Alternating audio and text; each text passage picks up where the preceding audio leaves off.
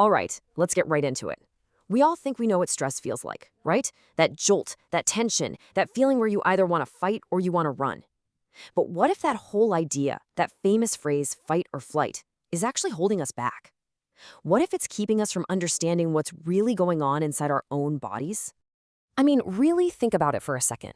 Have you ever been in a truly stressful spot and thought to yourself, ah, yes, time to make a calm, rational choice between fighting or fleeing? No way. It's way more chaotic than that, isn't it? The name itself just sounds a little too neat, a little too simple for what it actually feels like. Well, that's because it absolutely is. The phrase we all know and use is super catchy, for sure, but what scientists now know and what we can feel in our own bodies shows that it misses the most important parts of the whole story. So to really get how to unlock our body's all-clear signal, we first have to take apart this old, kind of incomplete model. Let's look beyond fight or flight. Okay, so the official kind of sciencey term is the acute stress response. And way back in the 1920s, a scientist named Walter Cannon coined fight or flight to describe the preparation for action, that rush of adrenaline. He wasn't talking about the literal sequence of events, but the phrase was just so catchy that it stuck, and it's pretty much shaped how we've all thought about stress ever since. But here's the deal. Here's what that old phrase totally misses. First off, there's the freeze response. That deer in the headlights moment? That's almost always our first reaction. Stop, assess, hope nobody sees you. And second, it's not really an or. It's usually an and. You might throw a punch so you can run away. Your brain is toggling blood flow and energy between your arms for a fight and your legs for flight so fast they basically overlap. That chaotic, messy reality, scientists now call it active coping. Now, to handle all this chaos, your body has this incredibly smart emergency braking system. The problem is, when we're under that constant, low-grade modern stress, these brakes get locked in the on position. Think of it like this, like a four-part system. That sharp gasp of air you take in through your mouth, that's the ignition switch. It kicks the whole thing off. Then your jaw clenches up, that's the hold, to stiffen your spine for potential impact. Your shoulders hike up like a suit of armor to protect your vulnerable neck and heart. And then deep inside, this muscle called the psoas, which connects your torso to your legs, it acts like the master lock, priming you to run for your life. And this is so crucial. That psoas muscle is the primary anchor for this whole system. Seriously, you can try to massage your tight shoulders for hours, but if that deep psoas muscle is still locked down, screaming, "We gotta run," your shoulders will just refuse to stand down. They won't release. So, if our body has this complex, deeply ingrained locking system, how on earth do we get the key? Well, the answer is way simpler and more ancient than you might think. It's actually hidden in your breath. Before we even had language, our bodies basically had two words. A sharp, quick inhale through the mouth. That's the universal signal for danger. It triggers that startle reflex and just locks everything down.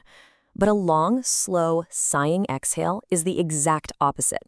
It's the primal, ancient command for all clear. It physically stimulates something called the vagus nerve and tells your entire system, it's okay, we're safe now. And this is maybe the most empowering part of this entire thing. You can't consciously tell your body to stop producing adrenaline. You can't just order your heart to slow down, but you can choose to sigh. It is the one single manual override switch you have complete control over. Okay, so that's the theory. How do we actually use this? Well, it all builds into this incredibly powerful and simple tool you can use anytime, anywhere to hit that manual override switch yourself. Here it is. The next time you feel that tension creeping up at your desk, first, just notice it. Second, literally say to yourself, I am not in physical danger. Third, and this is the weird part, inhale through your nose and actually increase the tension. Pull your shoulders up even higher toward your ears.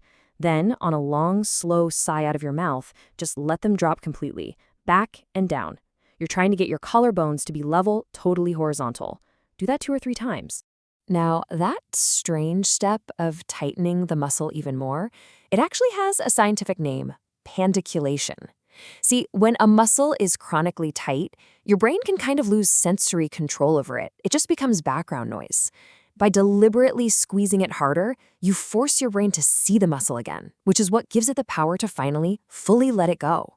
It's like rebooting the connection. So please remember this, when you do that reset, you are not just doing a shoulder roll. It's so much more than a muscle movement. You are using the ancient language of your breath and your body to have a direct conversation with your nervous system. You are literally telling it that the threat is gone. And this simple little communication, it has some pretty profound implications for how we get through the modern world, which, let's be honest, is constantly sending our ancient biology a ton of false alarms. Every stressful email, every looming deadline, every person who cuts you off in traffic, it triggers the exact same ancient response that a tiger in the grass would have. Our biology just hasn't caught up with our technology yet, and this mismatch, it creates a constant biological tax on our entire system. Think about it. Our ancestors had a built-in reset. They'd have the high stress of the hunt, and then they'd complete the cycle with the release, the dancing, the singing, the breathing around the fire. Today, we get the hunt all day long at work, but then we go home and sit on the couch. We never complete the cycle. We skip the dance.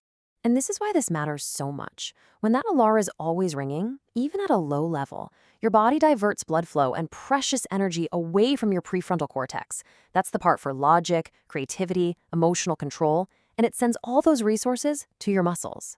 So you're not just physically tight, you are literally being mentally and emotionally throttled. And that leads us to this one final, really provocative question. We get so used to this low-grade tension, this brain fog, that we just start to think it's normal. But what if that feeling isn't normal at all? What if it's actually your body stuck in a perpetual state of low-grade emergency? You know, people who experience a really profound release of this chronic tension, they often say they feel high or almost euphoric. And the sad, but also beautiful truth is, that feeling isn't a high.